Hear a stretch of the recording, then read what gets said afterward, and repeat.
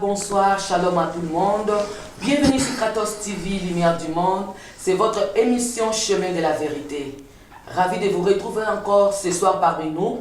Grande est ma joie de vous retrouver encore dans notre émission Chemin de la Vérité. Alors, bien-aimés dans le Seigneur, comme convenu, nous sommes là avec la servante de Dieu, Maman Angèle, pour son témoignage. Donc, elle nous racontera l'histoire de sa vie.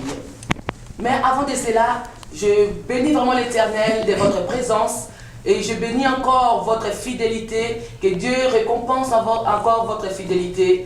Et j'aimerais d'abord, avant d'aller encore plus loin, de saluer d'abord Maman Vie comme d'habitude. Bonsoir. Bonsoir Maman Chimène. Comment allez-vous? Ça va par la grâce de Dieu. Et je vais profiter aussi de saluer Papa Franck. Merci beaucoup, que Dieu vous bénisse. Gloire au Seigneur. Papa. Amen. Que dites-vous, maman? Voilà, bonsoir à tous. Nous sommes là encore une fois de plus devant vos écrans. Ce soir, nous sommes là pour partager un témoignage. Ce n'est pas nous que nous allons partager, mais il y a la servante de Dieu qui est là, qui va partager vraiment un grand témoignage. Moi, chaque fois quand j'écoute ce témoignage, ça me bénit chaque fois. Et je crois aussi, toi là où tu es à la maison, tu seras encore une fois de plus richement béni. Amen. Par ces témoignages. Alors, j'aimerais déjà t'inviter à commencer à te connecter, à commencer déjà à partager cette émission, partager cette live. Partage ça parce que je sais que le témoignage libère. Les témoignages, c'est quelque chose d'extraordinaire. C'est la raison pour laquelle, Maman Chimène, nous sommes en train de voir que Dieu n'a pas encore fini de faire. Il est toujours en train de faire. Et si elle a fait dans la vie de sa servante, crois aussi qu'il fera dans ta vie. Alléluia. Alléluia. Voilà, et on va saluer Maman Angèle. Bonsoir maman. Bonsoir, bonsoir Maman Angèle. Ça va bien, merci, vraiment merci pour l'invitation. Toujours belle, toute belle encore ce soir. Merci, que Dieu vous bénisse. Merci beaucoup. Pour l'invitation. Peut-être il y aura des gens qui ne vous connaissent pas encore. Peut-être ils vont vous connaître encore davantage. Ouais, shalom, peuple de Dieu. Je vais commencer par me présenter. Je suis la servante de Dieu, Angèle Mutombo Luanga. Je suis mariée, mère de 4 garçons. Wow. Je suis visionnaire de l'église Ensemble Parole Vivante qui est dans le canton du Jura, précisément à Courant-de-Lin. Amen. Que Dieu vous bénisse. Amen. Nous sommes ravis ce soir, maman, de votre présence. Merci. Je crois déjà que votre présence est en train déjà d'amener le fait par rapport à ce que vous allez nous apporter ce soir. Merci. Soyez que Dieu vous bénisse aussi pour l'invitation. Merci beaucoup. Merci. Voilà, nous vous laissons la place. Oui. Nous voulons écouter qui est Maman Angèle, l'histoire de votre vie. Qu'est-ce que vous voulez parler à ce peuple de Dieu? Comment ça a commencé? Comment ça a commencé tout, oui. Bien aimé, avant d'entrer dans mon témoignage, je vais d'abord lire un petit verset. Amen. Et puis, cette verset, ça va m'accompagner dans mon témoignage. Amen. Je lis dans Marc 5, 19, 20. Je lis la parole au nom de Jésus. Amen. Jésus ne le lui permit pas, mais il lui dit, va dans ta maison, vers le tien, et raconte-leur tout ce que le Seigneur t'a fait et comment il a eu pitié de toi. Il s'en alla et s'est mis à publier dans la Décapole tout ce que Jésus avait fait pour lui, et tout furent dans l'étonnement. Là, on est en train de parler de l'homme de Gadara, qui, quand il a eu sa délivrance et qu'il voulait suivre Jésus, il n'a pas permis. Il lui a dit d'aller dans sa maison et de raconter ce que le Seigneur a fait. Amen. Comment le Seigneur a eu pitié de lui. Et aujourd'hui, moi aussi, je suis venue ici à Gratos pour raconter comment le Seigneur a eu pitié de moi, Amen. comment il m'a délivré. Ok. Bien-aimé, dans Apocalypse 12, 11, la Bible nous dit ils l'ont vaincu à cause du sang de l'agneau et à cause de la parole de leur témoignage. Amen. Bien-aimé, je vais commencer au début. Au début, c'est ma naissance. Je suis né dans une famille de 8 enfants. Mes parents sont de ethnie Kassai, donc Baluba. De Luba, donc de Kassai occidental, précisément de Kananga. Le 2. Et on a une rituel chez tous les Baluba, que ce soit occidental ou oriental, que quand dans la famille, il y a la mère ou le couple, ils ont 3 garçons. Si c'est une fille qui vient le 4e, elle va s'appeler Ngalula. Okay. Si c'est aussi un garçon, il va aussi s'appeler Ngalula. Donc Ngalula. Donc ça veut dire c'est une rituel. Et puis le jour de ta naissance, on va faire des cérémonies. On va danser danser et puis couper la tête des oies. Des traditions alors. Des traditions. Voilà. Donc ils vont couper la tête de poule, de coq, tout ça. Ils vont verser le sang sur toi. Ils vont danser sur toi. C'est des cérémonies et c'est des générations, Ça se fait, ça existe. Jusqu'à aujourd'hui. Okay. Pour ceux-là qui ne connaissent pas les Seigneurs, ça existe jusqu'à aujourd'hui. Okay, ceux-là qui connaissent les Seigneurs, ils commencent maintenant à refuser ça et à amener les enfants dans l'église pour prier seulement pour l'enfant, au lieu de faire tous ces rituels. Mais dans notre temps, quand moi je suis né, ça fait longtemps, plus de 50 ans, donc ça veut dire qu'il n'y avait pas beaucoup de gens qui parlaient de Jésus et tout le monde faisait des rituels, tout le monde faisait des cérémonies, tout le monde faisait des coutumes. Donc dans ma famille aussi, c'était comme ça. Et ma mère a eu 3 garçons et puis moi j'étais la 4e. Donc automatiquement j'étais Ngalula. Et dans ma naissance, ils ont fait cette cérémonie-là. Mais il y a une signification dans ce nom Ngalula? Non, il n'y a pas de signification. Dans la signification, ça veut dire que tu es né après 3 garçons ou tu es né après 3 filles. Ouais. Alors, on te donne ce nom, mais avant de te donner ce nom, ils font des cérémonies. Donc, ils vont danser. C'est vraiment une fête. Ils vont danser, ils vont couper, ils vont acheter de poules, de coqs, ils vont couper la tête et puis ils vont verser des sang sur toi et, pendant qu'ils sont en train de danser. Donc, si tu es bébé, tu ne sais rien. On te raconte ça plus tard. C'est ma mère qui m'a raconté comment ça s'est passé. Ouais. Donc là, ils m'ont fait ça quand j'étais bébé, parce que j'étais Ngalula, donc 4e après 3 garçons. Et après ça, ma mère m'a dit que j'étais souvent malade. J'étais souvent malade étant bébé, j'étais souvent malade. Et puis après, au lieu de parler comme tous les enfants à 1 année, 2 ans, je parlais plus tard. C'était 3 ans et demi, 4 ans que je parlais. Donc j'étais souvent malade, souvent on m'a amené à l'hôpital. Ma mère me disait que des fois la nuit comme ça, je respire plus, on doit m'amener à l'hôpital. Et tout ça là, quand ma mère m'a raconté tout ça, je ne comprenais pas. Mais aujourd'hui, j'ai compris que j'étais élue. J'étais quelqu'un que le Seigneur a choisi. Et notre combat, quand on dit que le combat commence quand on accepte le Seigneur, non, le combat commence quand on est né. Jésus-Christ, son combat a commencé quand il était né. Exactement. Quand il était né, il était bébé, mais Hérode voulait déjà le tuer. Donc Hérode représente le diable. Donc ça met la même chose comme nous quand on vient dans ce monde, la personne que le Seigneur a choisie, la personne que le Seigneur a mise à part. Quand tu sors dans ce monde, ton étoile brille. La Bible nous dit que quand Jésus-Christ est né, à Bethléem, ton étoile a brillé et les mages ont vu l'étoile. Et ils ont dit à Hérode qu'il y a un roi qui est né. La même chose comme nous, quand on est, quelqu'un qui est élu, quelqu'un que le Seigneur a choisi, il a mis à part, tu es un élu mis à part, bien-aimé. Quand tu sors dans ce monde, il y a ton étoile qui brille. Et les démons et l'ennemi voient ça. Ouais, ils voient ça. Mais quand il y a des parents qui sont chrétiens, le Seigneur les avertit du danger. Mais moi, j'avais des parents qui ne connaissaient pas le Seigneur. C'est ça le danger. Ils ne connaissaient pas le Seigneur. Ils ont plus allé encore vers l'ennemi. Ils ont fait encore le coutume. Donc ça veut dire que c'est comme s'ils m'ont livré dans la main de l'ennemi. Donc l'ennemi voulait ma tête. Et encore, dans l'ignorance, mes parents, ils m'ont donné vraiment à l'ennemi. Dans leurs coutumes, dans ces rituels, tout ça, dans les cérémonies qu'ils ont fait. Et souvent, j'étais malade. Donc, après, là, à 4 ans, j'ai commencé à aller bien. Parce que ma mère pensait que ma mère disait, mais je cherchais une fille. Maintenant, j'ai une fille, mais on dirait qu'elle ne va pas bien. On dirait que c'était... Ma mère pensait que j'étais une attardée. Okay. Donc, comme je ne parlais pas, elle pensait que, ouais. Et puis après, ça a été... Donc aujourd'hui, je dis que donc, Dieu était avec moi. Dieu suit toujours son étoile là où il a dit quelque chose.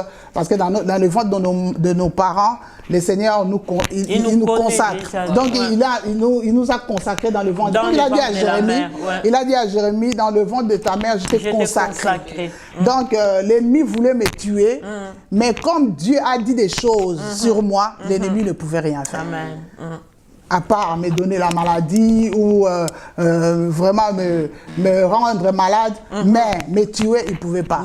Parce que ce que Dieu a mis en moi, ça devait se réaliser comme aujourd'hui. Et souvent, j'étais malade. Et après, à 3 ans et demi, 4 ans, j'ai parlé. Et puis, j'ai commencé l'école. Même à l'école aussi, je n'étais pas vraiment brillante à cause de tout ça.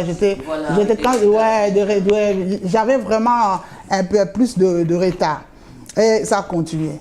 Et 3 fois, j'ai failli mourir. 3 fois, il y avait des accidents ou des choses comme ça.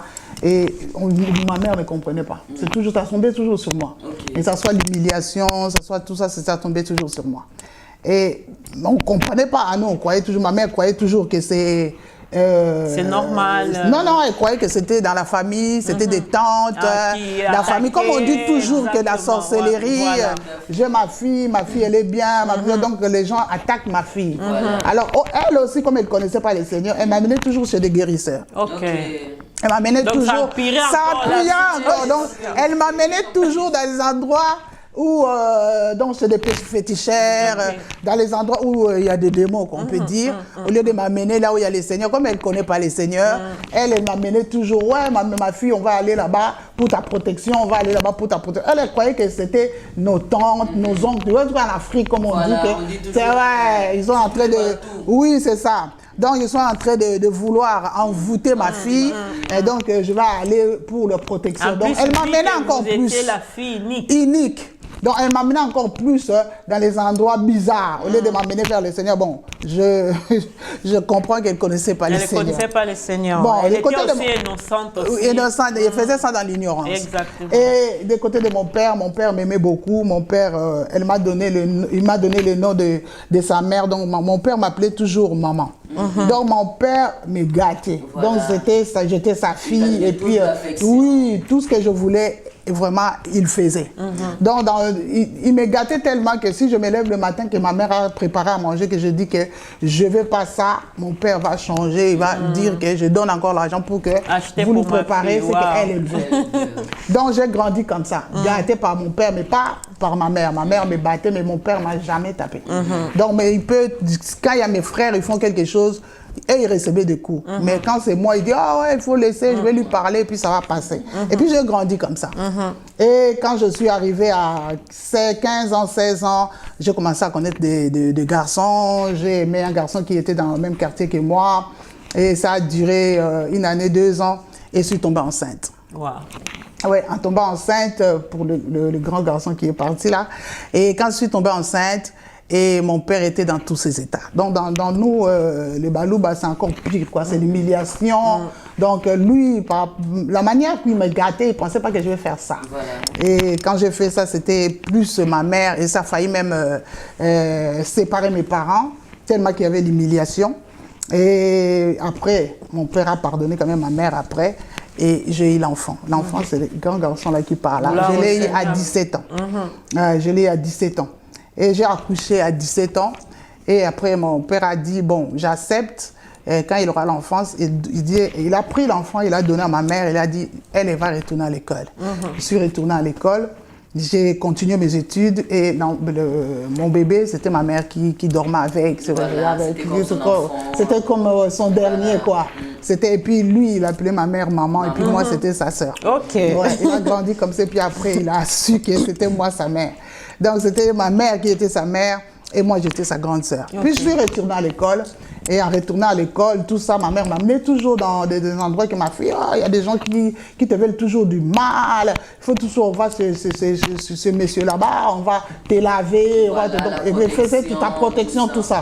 Elle disait que c'était des protections, sans savoir que chaque fois que tu mets ton pied dans des maisons là, c'est encore, tu ramasses encore plus de démons que autre chose.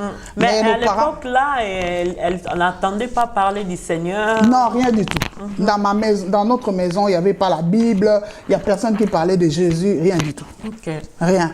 Que ce soit mon père, que ce soit ma mère, donc on a grandi comme ça. Donc on allait à l'église, c'était l'église catholique, quand il y avait de première communion, ou des baptêmes, ou des mariages, là on allait. Mais que quelqu'un parle de Jésus chez nous, non. Non. Et après, et un jour comme ça, je suis retournée à l'école, ma vie continue. Et avec les copains, là, ça n'a pas marché parce qu'il avait plusieurs copines et ça n'a pas marché. Et puis on s'est séparés. Et puis peu de temps après, j'ai rencontré mon mari. J'ai rencontré mon mari qui venait de l'Europe. Lui, il était avec son cousin, il venait de l'Europe, il rentrait. Et puis là, il est venu vraiment pour chercher une femme, pour après retourner ici avec la femme. Alors, il avait aussi plusieurs copines, quelqu'un qui vient de l'Europe. Et puis, un jour, je suis allée, c'était une copine qui avait fait un anniversaire. Et puis, je suis allée et mon mari était là, il n'était pas encore mon mari, mais il était là dans la fête. Et puis, moi, je servais. Ma copine m'a dit, est-ce que tu peux m'aider pour servir, tout ça. Pendant que je suis en train de servir, et puis lui, il était là, toutes les filles étaient là, ouais, c'est les deux là. Il était avec son cousin, il venait de l'Europe, donc toutes les filles étaient... et puis moi, ouais, c'était l'Europe. Et puis moi, je servais. Moi, j'étais en train de servir. Et puis, mon mari a demandé à ma copine qui a fait la fête, c'est qui la fille là qui est en train de servir. Et ma copine lui a donné mon nom, tout ça. Elle a dit, est-ce que tu peux lui dire de venir m'asseoir ici? Puis je suis allée s'asseoir tout près d'eux. Puis moi, ils ont dit, est-ce qu'on peut sortir, aller, c'était Vive à la musique, est-ce qu'on peut aller concert de Vive à la musique, un peu, tout ça. Puis on est allé avec d'autres copines, on est allé danser, tout ça. Puis il est venu me déposer chez nous et le lendemain, il a continué à venir et on était ensemble. Et quand on a commencé à sortir ensemble, moi, je pensais toujours que les jours qu'il saura que j'ai un enfant, et il va me quitter. Donc, pour moi, c'était une aventure sans lendemain, mais pour lui, moi, sans savoir qu'est-ce qui va se passer. Et puis après, on continue. Et puis, il avait plusieurs copines. Et puis, il avait déjà une fiancée que dans sa famille, on lui avait déjà choisi dans le même quartier. Il avait déjà une copine qui était dans le même quartier que lui et que sa famille aimait aussi. Ils avaient déjà choisi. Oui, tout ça. Et puis, tout le monde me disait que là où tu as mis le pied, ça ira pas parce qu'il y a déjà une fille qui habite dans le même quartier, qui est déjà sa fiancée. Et la fille me combattait, elle me disait, il faut que j'arrête avec son mari, c'est vraiment son mari. La fille appelait mon mari, c'était vraiment son mari. Oui, et puis mon mari le connaissait. Et puis elle allait déjà dans la famille de mon mari, dormir là-bas, tout ça. Et moi, je me disais toujours, ouais, c'est un passe-temps. Comme j'ai aussi un enfant, je suis sûre que ce n'est pas moi qui va choisir. C'est impossible qu'il m'ait choisi. Donc, il va choisir quelqu'un d'autre. Le jour qu'il me dirait que c'est fini, c'est fini. Il va choisir. Et puis, je prenais ça comme ça. Et puis, un jour, on était avec mon mari, il me dit, comment on fait chez vous là pour venir se présenter, tout ça. Moi, je dis, il ne faut pas blaguer. Je commence à lui dire, il ne faut pas blaguer avec moi. Il dit, non, je vais vraiment venir. Et puis, ce jour-là, parce que je disais à ma mère, mais moi, je vais lui dire que j'ai un enfant. Ma mère dit, non, il ne faut rien dire, il faut rien dire. Attends d'abord. Moi, je dis, non, je vais lui dire. Et ce jour-là, je lui ai dit, j'ai un enfant. Il a dit, quoi? Tu te fous de moi? Parce que j'étais tellement mince. Donc, on ne dirait pas.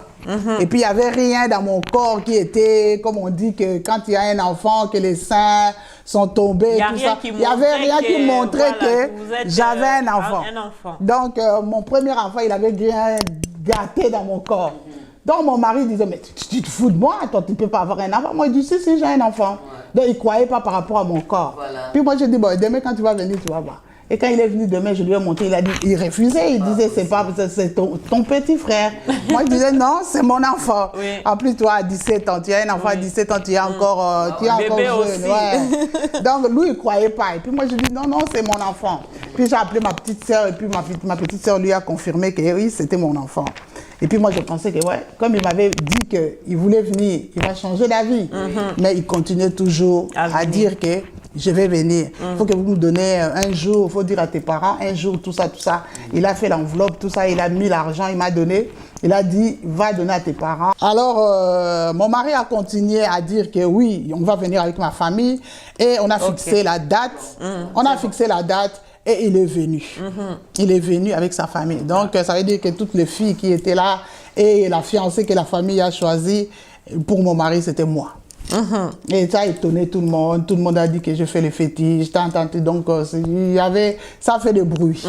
Donc, mon mari est venu chez nous, il m'a fiancé. Et quand il a fini, une semaine après, il est revenu. Il est revenu ici en Europe. En Europe, ouais. Il est revenu et puis après, il m'a laissé. 6 mois après, il m'a dit, je ne vais même pas te laisser longtemps. 6 mois après, il m'a envoyé le billet et je suis venu. Et parce qu'on n'a pas fait long. Qu'on dise, on n'a même pas fait 6 mois. Vous n'avez pas eu le temps de vous connaître. De vous connaître. Non, c'était comme on dit qu'un coup de foudre. Et puis au bout de 3 mois déjà, il me disait que je vais te marier. Et 4e mois, il a fait, et puis il est venu, et puis on n'a pas fait 6 mois. Et puis tout le monde, quand on s'est marié, quand je suis venu ici, tout le monde disait, oh mon Dieu, ils n'ont même pas fait 6 mois, ils ne se connaissent pas, ils vont même pas, le mariage, ça ne va pas durer. Ça ne va pas durer. Et je vais leur dire aujourd'hui, s'ils sont en train de me regarder, au mois de décembre, on va fêter 39 ans de mariage. Wow, ça mérite une acclamation. Vraiment. Vraiment. Mettez des j'aime, franchement. Ouais, tout cela, que ce soit mes copines, que ce soit ses copains à lui, ils disaient, oh, non, ils ne vont même pas faire une année, ils ne vont même pas faire 2 ans. Et aujourd'hui, on va fêter 39 ans au mois de, le 18 décembre. Wow. Le 18 décembre qu'on s'est marié. 39 ans. Alors, quand je suis venue, on s'est marié, moi j'avais 18 ans, mon mari 23 ans. Quand je suis venue ici, c'est vrai qu'on ne se connaissait vraiment pas. On s'est connus, on a appris à se connaître en habitant ensemble. Dans la maison. Dans la même maison. Là où les choses chauffent. C'est ça, dans la même maison. C'est là qu'on a appris à se connaître les deux. Et moi, étant que dans le truc là de Ngaloula, je voulais vous dire que dans le truc là de Ngaloula, il y a 3 choses. Quand on est Ngaloula, il y a 3 choses. Tu seras... la première chose, c'est l'orgueil déjà. Pourquoi l'orgueil? Parce que tout le monde, ou ce soit ou la maman ou le papa, quelqu'un va te gâter. Moi, c'était le père. Mon père m'a tout gâté et puis j'étais vraiment orgueilleuse. Orgueilleuse comme ça, j'étais orgueilleuse même avec mes copines, tout avec mes copains, j'étais orgueilleuse. Il faut vraiment me supporter. Donc, mon mari connaissait ces côtés-là. Il savait. Tous les gens qui sortaient avec moi, mais les hommes qui sortaient avec moi, ils savaient ces côtés-là. C'est à toi de supporter ces côtés-là si tu m'aimes. Donc, le copain que j'ai eu, l'enfant avec le papa de mon fils à tout, lui aussi connaissait ces côtés-là. Quand il parlait de moi, il parlait de côté-là. Mon mari aussi connaissait ces côtés-là. Malgré qu'on n'a pas fait longtemps. Il est de Louba? Non, lui, il est de Kisangani. Ah, d'accord. Mon mari, il est de Kisangani. Mais il connaissait ces côtés-là. Quand vous parlez orgueilleuse, vous ne voulez pas que les hommes... il vous dit, voilà, si toi, fais ceci. Vous ne voulez pas que les hommes vous commandent ou bien cet orgueil-là, c'est pourquoi? L'orgueil, c'est que moi je veux, c'est ce que tu dois faire. Donc, c'est comme je faisais avec mon père, c'est la même chose que je faisais avec les hommes. Donc, la même chose que je disais à mon père, que je ne veux pas ça, tu fais ça, mon père faisait. Donc, la même chose, j'étais avec les hommes. Genre, c'est la même chose. Et puis, quand je suis mariée, ça continuait. Mais ça continuait. C'était l'orgueil. La deuxième chose, c'est tu aimes plaire, tu aimes qu'on te regarde, tout ça. C'était ces 3 choses qui étaient en moi. C'était, je ne le cache pas, hein, c'était l'orgueil, l'impudicité, parce que j'aimais plaire. Et tous les hommes aussi qui sortaient avec moi, que ce soit même mon mari qui était avec moi, ils savaient ces côtés-là. Mais ils m'aimaient comme j'étais. Bon, ça veut dire les 3 choses-là. Et les 2 choses, je dis, orgueil... L'impudicité. Et puis se montrer. Se montrer. Donc, alors, quand j'étais avec lui, il savait ce côté-là, on s'est bagarré ce côté-là, et puis lui disait toujours, quand il viendra dans ma maison, il va se calmer.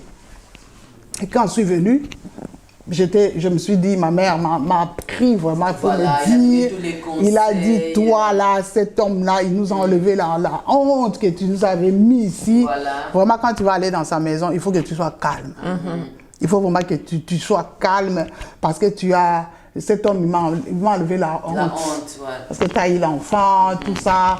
Après, ça n'a pas joué avec ton mari et avec les copains là que tu avais. Et parce que toi, tu es toujours orgueilleuse avec les hommes. Et maintenant, lui, il a accepté tout ça jusqu'à ce qu'il s'est marié avec toi. Et il envoie ton billet ici pour que tu vas en Europe. Donc, ça veut dire que si j'entends que toi, vraiment, ma mère m'a pris, vraiment, c'était toute la soirée, il m'a parlé en face comme ça, qu'il faut vraiment que là-bas, tu te calmes. Là-bas, tu te calmes.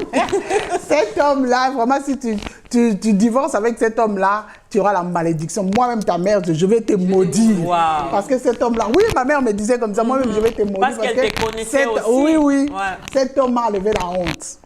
M'a enlevé la honte. Et j'ai pris l'avion, je suis venue. Je suis venue et puis vraiment j'avais peur de ce que ma mère m'avait dit, mais mon père aussi, il a dit, il faut vraiment que tu sois calme avec cet homme parce qu'il nous a enlevé la honte dans sa famille. Il faut vraiment que tu le respectes, tout ça. Puis quand je suis venue, on était vraiment bien avec mon mari. On était vraiment calme, il y avait vraiment l'amour, on était calme. Pendant au moins, je peux dire, je suis venue, je suis tombée enceinte. Il m'a dit, non, avant que tu aies ton enfant, que tu accouches, il faut que ton enfant, le premier, vienne pour que les enfants se connaissent déjà. Et puis, il a accepté mon enfant. Il avait vraiment l'amour. Hein, il avait l'amour pour moi et pour mon enfant. Et puis, il a fait venir mon enfant avant que son fils, le premier, que j'accouche du premier que j'ai eu dans mon mariage. Et puis mon fils est venu, et puis j'ai accouché, et puis on a continué. Vraiment, il y avait l'amour. Il y avait vraiment l'amour. On habitait dans un petit village, et il n'y avait pas beaucoup d'Africains. Dans le temps, il n'y avait pas beaucoup d'Africains. Vraiment, on était tranquille. Vraiment, il y avait l'amour, tout ça. Pendant au moins 10 ans, on était calme. Je peux dire que 10 ans, on était vraiment calme avec mon mari. On a eu nos enfants, tout ça. Moi, je travaillais, lui aussi travaillait. On était vraiment calme. Et après, un jour comme ça, parce que mon mari il avait un cousin qui faisait des affaires, qui venait en Europe, il rentrait. Et puis, il discutait souvent avec son cousin. Son cousin lui disait, mais ici, à Kinshasa, il y a l'argent, tout ça. Qu'est-ce que tu fais là-bas? En faisant des cailloux, tout ça. Viens un peu ici, tu vas voir, il y a l'argent ici. Et mon mari a commencé à me dire que oui, qu'est-ce que tu penses que je commence à faire des affaires? Pour moi, aujourd'hui, j'ai dit c'était des réclamations. Des réclamations de ceux qui m'ont fait, des rituels qui m'ont fait, des cérémonies qui m'ont fait quand j'étais bébé. Donc, pour eux, Ngaloula, je ne peux pas rester calme. Hein. Déjà, Ngaloula, je dois toujours bouger. Il faut toujours que je bouge. Il faut toujours que je fasse l'impudicité. Il faut toujours que... Donc, je ne peux pas rester calme. Je peux pas... Donc, déjà, pour me marier, là, c'est un problème. C'est ça. Donc, déjà, c'était un combat. Je suis sûre que c'est seulement Dieu, dans sa grandeur, celui qui a permis que je sois mariée. Comme j'étais élue. Mais pour eux, je devais être célibataire et puis faire n'importe quoi. Mais là, c'était une réclamation, moi j'ai dit. Alors mon mari a commencé à me parler que, qu'est-ce que tu penses que je dois aller faire des affaires en Afrique avec mon cousin, tout ça, je vais aller faire des affaires. Moi je dis, moi j'étais pas vraiment pour. Au début il a dit, si on allait, on prend, on fait tous nos bagages pour rentrer en Afrique. Moi j'ai dit, oh non, non, non, moi je veux pas. Moi je veux pas en Afrique. Ils voulaient qu'on aille s'installer en Afrique.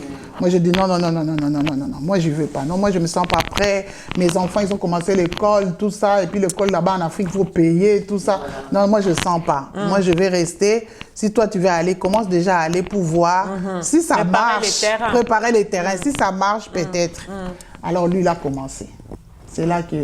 Les choses ont commencé. Les choses ont commencé. Waouh, waouh, Le diable, c'était le piège du diable, c'était les réclamations. Moi, je dis c'était des réclamations. C'est là que mon foyer était foutu et la porte était ouverte et le diable est rentré. Il est entré, il est assis. Donc, il était tranquille. Alors, il était vraiment assis. Avant, il était tranquille. Donc, il est rentré. Alors, mon mari a commencé à aller. Il est parti première fois, il est parti deuxième fois, 2 mois, 3 mois, il rentrait. Donc, c'était toujours qu'il va avec des pneus. On m'a dit que c'est plus de pneus, il faut amener des moteurs.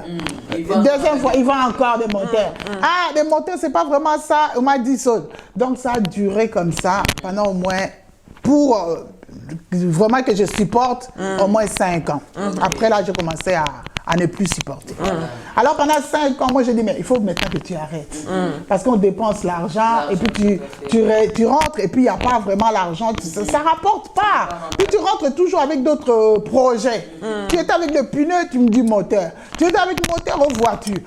Donc ça change et puis il n'y a rien. Donc moi pour moi, je cherche du travail et puis on recommence comme on était avant. Moi, je travaille, toi, tu travailles, et puis c'est bon. Oui. Je suis vraiment fatiguée de tout ça. Mais pour mon mari, non. Il avait déjà pris goût d'aller en Afrique, faire 2 mois là-bas, 3 mois là-bas, et puis rentrer, tout ça. Donc, il a dit, non, moi, je ne peux pas, il faut que j'aille, ça va marcher. Sois patiente, ça va marcher. Moi, je dis, non. Tu vas seulement t'amuser. C'est là aussi, je commence à écouter qu'il sort avec une fille, il fait ça, il fait des choses. Donc, je commence à dire que non, il faut que tu arrêtes.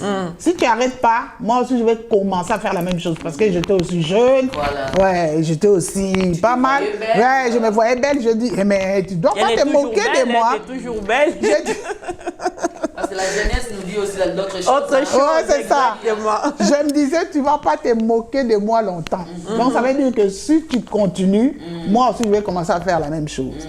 Lui, il dit, non, il faut que tu sois patient, tout ça. Donc, ça commençait. Chaque fois qu'il rentrait, c'était des guerres. Alors, moi aussi, je commençais à faire la même chose.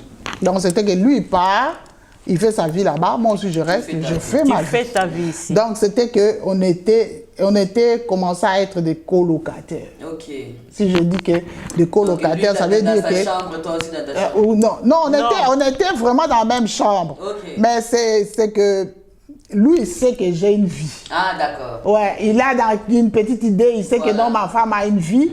Moi aussi, je sais que lui aussi, il a une vie. Mais on se le dit pas en face. Tu vois, on se comprend. Il sait que si je démarre ma voiture, je pars, il sait que ma femme, là, elle part quelque part. Mais il faisait rien, il réagissait pas. Non, des fois, ça créait des bagarres, ça créait tous les désordres que ça peut créer. Et puis, moi, j'ai dit, si tu veux que moi j'arrête tout ça, il faut que toi t'arrêtes seulement l'Afrique. Mais lui, il pouvait pas. Lui aussi, il trouvait que aller là-bas et puis faire sa vie avec toutes ces jeunes filles-là aussi, c'était aussi bien. Donc, c'était ça. Donc, le diable était déjà entré. Donc, comme lui, il ne pouvait plus écouter les conseils, moi aussi, je ne pouvais plus écouter les conseils. Donc, c'était vraiment, le diable est rentré et il a gâché notre foyer. Donc, l'ambiance qu'on avait eue pendant au moins 11 ans, il n'y avait plus. Il n'y avait que des bagarres, tout ça. Même nos enfants, ils en avaient marre. Un jour, nos enfants, ils ont mis mon aîné là, qui était là, il a dit, si ça va plus, il faut que vous divorciez. Vous séparez. Il faut que vous vous séparez parce que nous, on en a marre de vous entendre crier. On en a vraiment marre.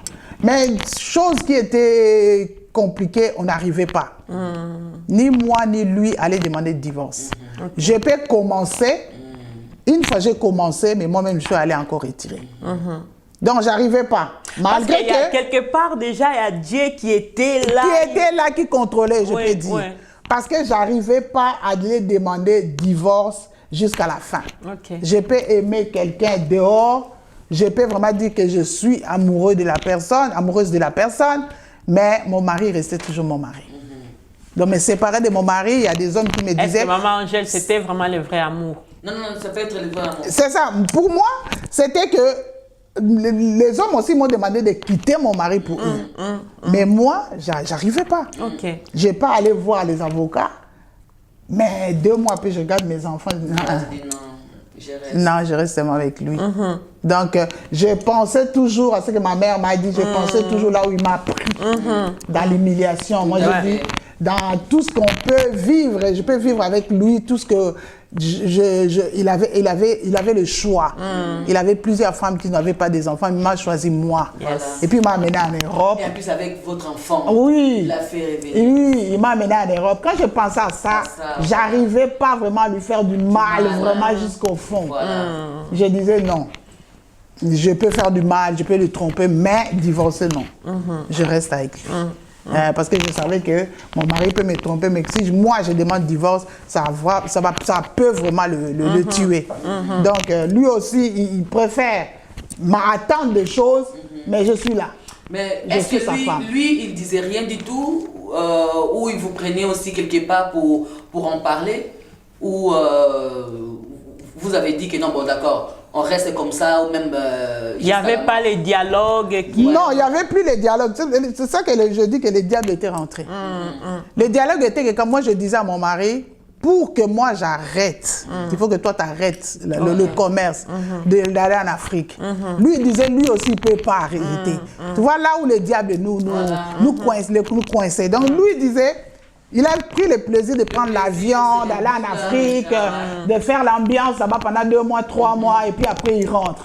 Donc lui, c'était aussi ça.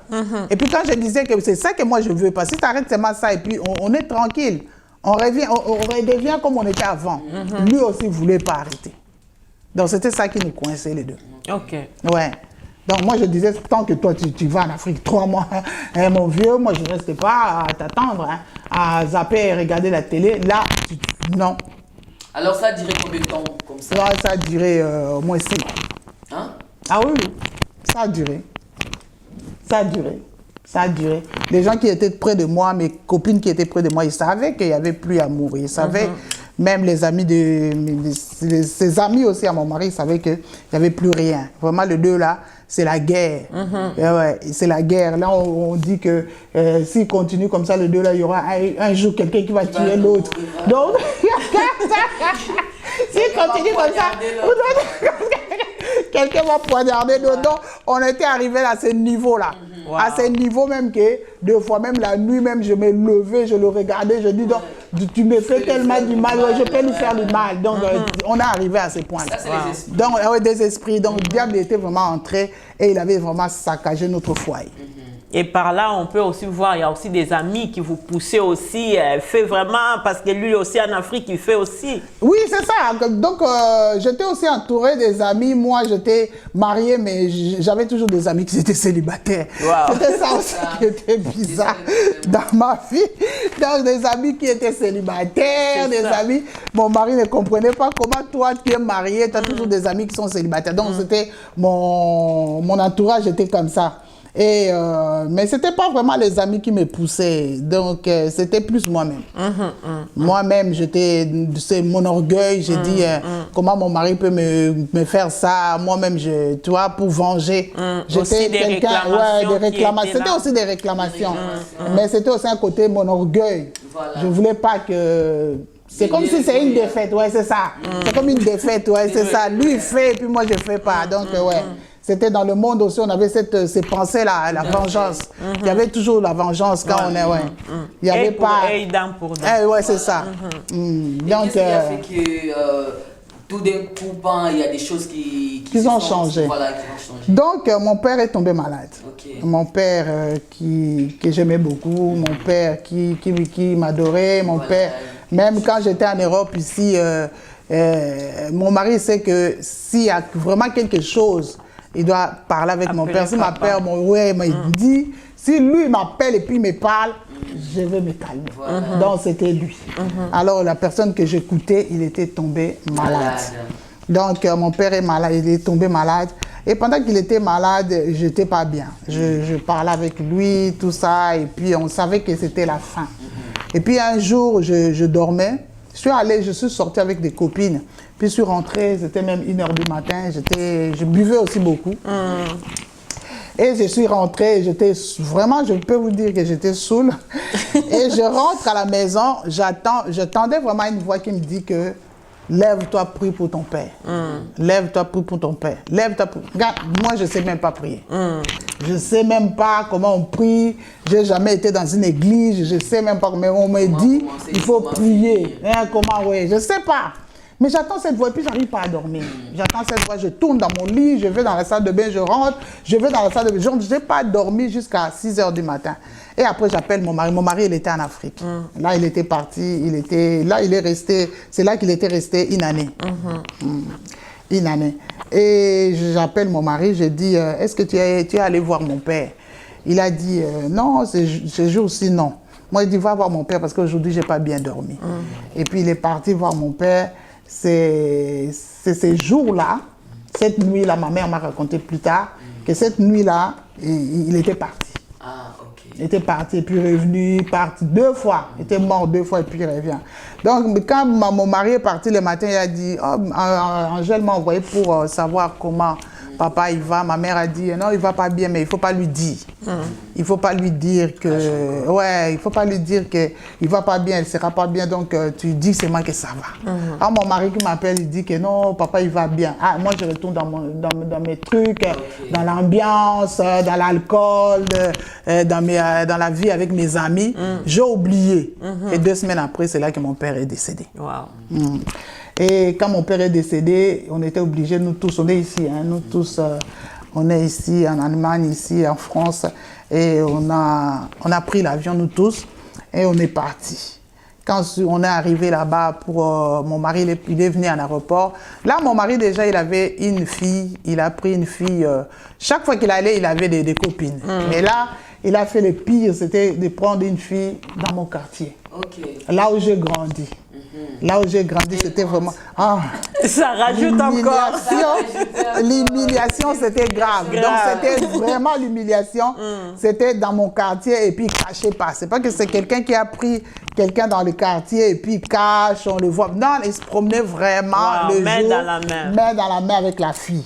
Alors, ma mère me racontait, ma mère a dit la honte que ton mari nous a fait ici, donc c'est grave. Donc, moi-même, je disais que non, je ne veux plus aller en Afrique. Mais il avait marié la fille ou bien c'était seulement copain-copine? Copine, c'était vraiment copain-copine, mais c'était, il ne cachait pas. Mais il ne cachait pas, c'était vraiment... Il partait partout avec elle, c'était, tout le monde savait, toutes mes copines que je grandis avec dans les quartiers le voyaient avec la fille. Et c'était vraiment la honte. Et puis, quand on me racontait, malgré que moi, je faisais aussi mes choses, ça faisait trop mal. Donc, j'arrivais pas à dormir. J'ai dit, comment 24 zones, comment il peut me faire ça? Donc là, vraiment, c'était une humiliation. Je disais à ma soeur, ma petite soeur qui me racontait ça parce qu'elle était en Afrique, elle a dit, waouh, c'est que ton mari a fait ça, c'est le scandale. Moi, j'ai dit, là, je vais faire 5 ans, je ne vais même plus aller en Afrique. Sans savoir ce que Dieu me réserve. Dieu te réserve. Et quand on m'a dit que mon père est décédé, j'étais obligée d'aller. Et quand je suis allée, la famille est venue, mon mari aussi il est venu à l'aéroport pour me prendre. Et on est parti à la maison pour l'enterrement, tout ça, et puis tout le monde se moquait de moi. En tout cas, vraiment, pendant que j'étais en train de pleurer mon père, tout le monde... encore à la fin. Ouais, c'est ça. Mon mari, il est à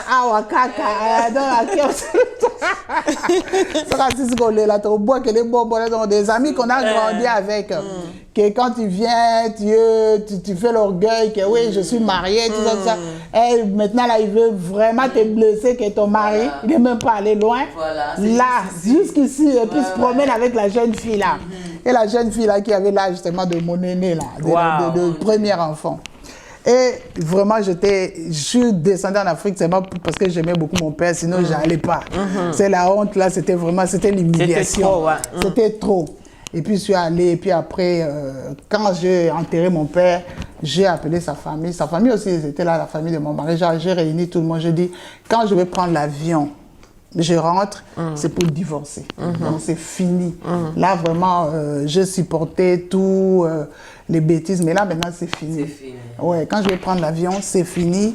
Je ne suis plus la femme de votre fils. Je dis à ses parents, ses sœurs, tout ça. Je ne suis plus la femme de votre fils. J'ai ma vie maintenant, je vais me marier avec quelqu'un d'autre. Mon mari qui ne voulait toujours pas, hein, malgré qu'il a fait tout ça là, lui, il voulait toujours pas qu'on divorce. Non, mais malgré, il savait aussi que toi ici, tu faisais ta vie, mais il voulait toujours qu'on reste mariés. Wow. Ouais, il voulait toujours. Ça, c'est les choses de Dieu. Hein? Ouais, il voulait toujours qu'on reste mariés. Moi, je dis non, on ne peut plus là. Là, on ne peut plus. Toi, tu as fait des choses ouvertes. Tu as montré à tout le monde ce que tu fais. Devant ma famille, tu as fait. Moi aussi, je vais faire vraiment ouverte là. Quand je vais rentrer là, ce sera pire. Attends-toi que tous tes copains vont te dire que on a vu Angèle en matin avec tel, on a vu Angèle dans une fête avec tel, et donc ce sera ça. Puis mon mari m'a dit, tout ce que je te demande, c'est ne divorce pas. Lui, il ne m'écoutait même pas. Même quand je lui dis ça, il me dit, tu ne divorces pas. Moi, je vais divorcer.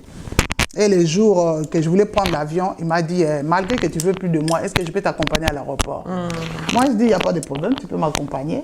Et puis, il est venu me prendre avec tous mes paquets, tout ça. On arrive à l'aéroport, je montre mes papiers et le monsieur qui était là, c'est un blanc. Il regarde mes papiers et dit, c'est pas toi. Parce que j'avais beaucoup changé, je buvais beaucoup. J'ai perdu mon père et puis mon mari qui m'aimait plus. Je savais vraiment que... En fait. Ouais, je sais ça. Ouais. Donc, il y a aussi quelque chose que je voulais dire. Tu sais, tout ce que je faisais aussi, c'était...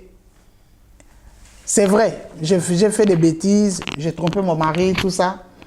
Mais quand je me trouvais seule, je pensais qu'à cette vie-là que j'avais avant. Et puis je me posais la question, où est-ce qu'il est passé cette vie-là? Pourquoi ça a chamboulé? Pourquoi avec mon mari? Tu vois, il y a des choses qu'on se pose des questions. C'est ma seule. Voilà. T'as personne pour te répondre. Tu dis, mais cette vie-là qu'on avait, il y avait quand même un moment où on était bien. On discutait, mais maintenant on discute plus, on crie. On se bat, tout ça là. Mais il y avait un moment là où c'était vraiment l'amour. Où est-ce qu'il s'est passé ces moments-là? C'est pour ça que je buvais beaucoup. Je montrais aux gens comme si il n'y a rien qui me touche. Je suis blindée un peu, Dieu, comme on peut dire.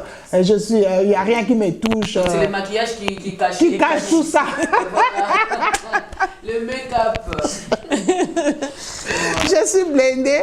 Il n'y a rien qui me touche, mais ça me touchait quand même. Ouais, ça me touchait. La vie qu'on avait avec mon mari me manquait quand même. Mais comme ça n'allait pas, il fallait que je montre aux gens que je suis bien. Ben, moi aussi, je peux aussi avoir un homme. Moi aussi, ouais, c'est ça. Je faisais ça. Et pour ça, là, je buvais. Pour oublier tout ça, là, je buvais. Donc, je peux boire du matin jusqu'au soir. J'ai commencé à être vraiment alcoolique. Ouais, je buvais beaucoup. Et là, j'avais beaucoup maigri. Et c'est ça que le monsieur là, quand il a regardé ma photo et la manière que j'étais, il a dit, c'est pas toi. Mais c'était aussi, Dieu voulait aussi faire un travail. C'était le temps de Dieu. Ouais, c'était le temps de Dieu. Alors, quand le monsieur a dit que c'est pas moi, je commençais à dire non. Mais mon mari est là. Parce que mes enfants, ils étaient seuls. J'ai laissé une copine qui est restée avec eux. Moi, j'ai dit, je suis venue seulement une semaine pour enterrer mon père et puis rentrer. Moi, j'ai dit, mon mari est là, moi, je suis là, les enfants, ils sont seuls. C'est vraiment, moi, je dis à ce monsieur-là, demande-moi toutes les questions que tu peux demander, d'éléments, c'est où, quelle couleur il y a le bus en Suisse, tout. Demande-moi toutes ces questions-là, je vais répondre. C'est vraiment moi. Ah non, c'est pas toi, le monsieur, il était catégorique, c'est pas moi. Alors, mon mari aussi a commencé à discuter avec ce blanc-là. Mais lui aussi disait, c'est pas elle, elle va pas prendre l'avion. Et mon mari s'est énervé, il a donné le coup de poing à ces messieurs-là. Aïe, l'aéroport, tous les policiers sont venus, ils nous ont pris, ils nous ont laissés dans un bureau pour dire que il y a un commandant qui va venir pour nous prendre, pour nous mettre en prison parce que mon mari a frappé le monsieur. Et en plus, un blanc en Afrique. Un blanc en Afrique. Et après, on est parti dans ces bureaux-là, j'ai commencé à crier sur mon mari. Moi, je dis, toi, tu es vraiment les démons. Les démons. Les démons de ma vie. J'ai déjà réuni la famille. J'ai dit qu'on va divorcer. Tu me suis toujours. Chaque fois que je suis avec toi, il n'y a rien qui va. Il n'y a rien qui va. Osa démon Vinangaï. Je commençais à crier sur lui. Lui, il était là. Il ne comprenait pas pourquoi même il a fait ça. Lui-même, il ne comprenait pas pourquoi il a fait ça. Il était seulement assis, me regardait comme ça. Il ne disait rien.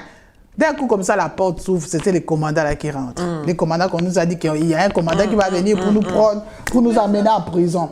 Et le commandant qui est rentré, il m'a regardé. Il avait mes papiers à la main. Le commandant Mbala, il me regarde. Salutations, papa. Donc, il est en train de me regarder. Il dit, mais quand je regarde ces papiers-là, je te regarde. C'est toi. Mais pourquoi le blanc là, il n'a pas vu ça? Moi, je dis, je ne sais pas, va lui dire. Si toi, tu as regardé, moi, je dis, mais va lui dire pour que je prenne la bière. Il a dit, ah, madame, c'est trop tard. La bière est déjà partie. Ça veut dire, Dieu, il avait déjà aussi préparé quelque chose. Si, c'était dans le plan de Dieu. Ouais. Et puis, le commandant, il a commencé, maintenant, c'était un chrétien, il a commencé à me parler de Jésus. Oh, wow. Ouais, c'est là que ça a commencé. Donc, nous, aujourd'hui, on dit toujours que ce n'était pas commandant Mbala, parce que c'est notre papa aujourd'hui. Hein. Quand on va en Afrique, c'est vraiment notre papa. Et on dit c'est Jésus qui était rentré dans cette salle. Exact. Ouais. Vraiment, c'était Jésus. Le metteur en scène. Ouais, c'est ça. Nous, on a dit, oui, vraiment. Donc, lui, il a commencé maintenant à me parler de Jésus. Il ne parlait pas à mon mari, seulement à moi. Il dit, il faut que tu connaisses le Seigneur. Parce que moi, je regarde tes papiers, c'est toi que moi je vois. Mais on dirait qu'on avait changé ton visage pour que le blanc, là, il ne voit pas que c'est toi. Tout à fait. Et il commence à me parler de Jésus. Il y a quelqu'un qui t'aime, tout. Il commence à, sans savoir ce qui se passait entre nous. Et le monsieur-là a commencé à nous parler de Jésus. Le commandant Mbala a commencé à parler de Jésus. Il priait aussi chez Kiziamina. Il a commencé à parler de nous. Il a parlé à moi seulement. Il m'a adressé ça à moi. Tu dois connaître le Seigneur. Le Seigneur t'aime. Le Seigneur. Tout ce que tu peux passer dans. Oui. Il m'a commencé à parler de Jésus. Moi, j'étais énervé. Moi, je n'aimais pas qu'on me parle de Jésus. Wow. Ah, alors là, je disais quoi? Laissez l'alcool, laissez l'ambiance pour aller dans vos trucs là. Moi, non. Donc, je disais...